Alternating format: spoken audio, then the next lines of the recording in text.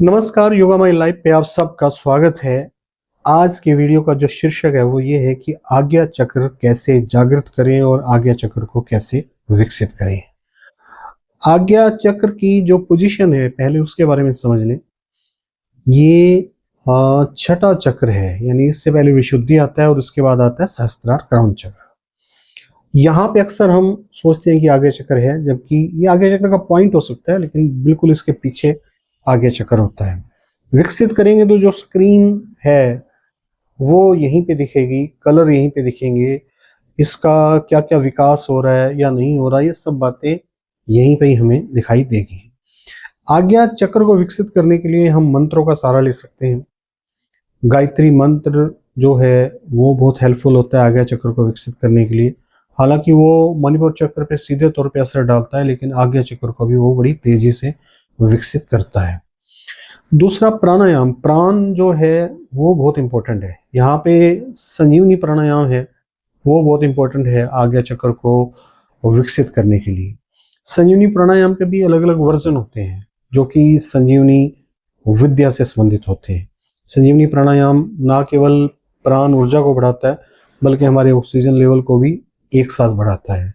जब हम संजीवनी प्राणायाम करते हैं तो शुरू में एजप्शन करते हैं, यानी कि विजुअलाइजेशन करते हैं अलग अलग प्रकार की ऊर्जाओं की, अलग अलग रंगों की ऊर्जाओं की, लेकिन धीरे धीरे हम विजुअलाइजेशन जो है उसको छोड़ते हैं और उसके बाद जो कलर जो जिनके बारे में हम सोच रहे थे, विजुअलाइज कर रहे थे, वो खुद ब खुद हमारे सामने प्रकट होने लगते हैं।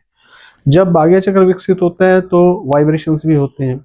कंसंट्रेशन का सबसे महत्वपूर्ण रोल होता है, सबसे उम्दा जो सबसे जरूरी रोल होता है वो कंसंट्रेशन का होता है।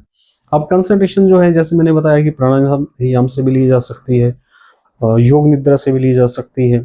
इसके अलावा जो कंसंट्रेशन है वो आप अलग अलग प्रकार की गाइडेड मेडिटेशन है उनसे भी ले सकते हैं, जप से भी कंसंट्रेशन ली जा सकती है।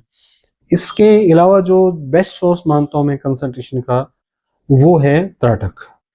त्राटक से आपका आज्ञा चक्र भी विकसित होगा, कंसंट्रेशन भी मिलेगी और मन की शुद्धि भी होगी। मन की शुद्धि यहाँ पे बहुत इंपॉर्टेंट है। मन अगर शुद्ध नहीं होगा तो बहुत सारी समस्याएं आएंगी, आप एनर्जी को होल्ड भी नहीं कर पाएंगे आज्ञा चक्र की। इसलिए मन की शुद्धि का भी खास तौर पे ख्याल रखिएगा। मन दो तरीके से शुद्ध होता है, प्राणायाम से भी होता है, लेकिन मेन तरीका त्राटक है। दूसरा जो तरीका है वो कर्म योग है। कर्म योग बहुत हेल्पफुल रहता है तत्व शुद्धि के लिए भी और मन की शुद्धि के लिए भी। जब तक मन की शुद्धि नहीं होगी तो कोई भी चक्र जागृत नहीं होगा, फिर वो चाहे आज्ञा चक्र हो चाहे वो कोई दूसरा चक्र हो। हालांकि आज्ञा चक्र से पहले विशुद्धि पे काम करना चाहिए, लेकिन अक्सर लोग आज्ञा चक्र पे सीधे तौर पे काम करते हैं, तो इसलिए मैंने कुछ बातें आपको बताई कि आज्ञा चक्र पे, क्योंकि हम सीधे रूप से ध्यान कर सकते हैं। जनरली हम ध्यान करते हैं तो आज्ञा चक्र पे ही करते हैं। और हाँ, सिद्ध स्थान पे अगर ध्यान करेंगे तो इसमें बड़े अच्छे रिजल्ट आते हैं। सिद्ध स्थान कोई भी देवालय हो सकता है आपकी सिटी के अंदर। हर शहर के अंदर धर्मानुसार अलग अलग स्थान बने होते हैं जहाँ पे लोग आते हैं, लेकिन आप ध्यान साधना करने के लिए उस समय जाएं जब वहाँ पे कम से कम लोग आते जाते हों। तो इससे रिलेटेड कोई और क्वेश्चन हो तो वो भी आप नीचे कमेंट बॉक्स में पूछ सकते हैं। आपके हर कमेंट का हम ऑलरेडी जवाब देते हैं। अगर आप क्वेश्चन करेंगे तो हमें खुशी होगी। आज के लिए इतना ही। वीडियो देखने के लिए बहुत बहुत धन्यवाद। Thank you very much. आपका दिन मंगलमय हो।